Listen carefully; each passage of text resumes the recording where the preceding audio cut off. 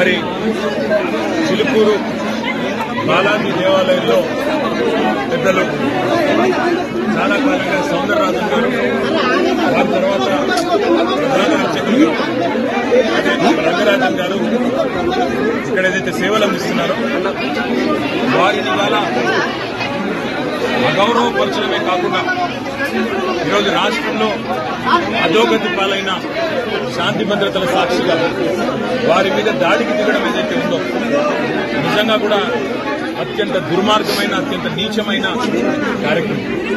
ఇది ఎవరు చేసినా, ఏ పేరిట చేసినా, ఏ ఎజెండాతో చేసినా శాంతి భద్రతల విషయంలో మాత్రం ఉక్కుపాదంతో వ్యవహరించాల్సిన బాధ్యత రాష్ట్ర ప్రభుత్వం మీదనే ఉంటుంది.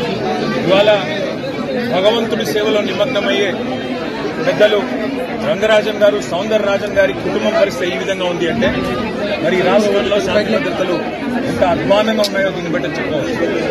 ఖచ్చితంగా ఈ దాడికి పాల్పడ్డ వాళ్ళు ఏ ముసుగులో ఉన్నా, ఏ జెండా పట్టుకున్నా వారిని కఠినాతి కఠినంగా చట్టపరంగా శిక్షించాలని చెప్పి రాష్ట్ర ప్రభుత్వాన్ని డిమాండ్ చేస్తూ భవిష్యత్తులో కూడా ఇలాంటి సంఘటనలు పునరావృతం కాకుండా కఠినంగా చర్యలు తీసుకోవాలి, కఠినంగా సమీక్షించి పూర్తి స్థాయి భద్రత కూడా అవసరమైతే వారికి ఏర్పాటు చేయాలి. ఎందుకంటే చిలుకూరు బాలాజీ ఆలయం ఇవాళ లక్షలాది మంది అభిమానులు వారికి ప్రపంచవ్యాప్తంగా ఉన్నారు. అట్లాంటి చిలుకూరు బాలాజీ ఆలయానికి మరి గొప్పగా సేవ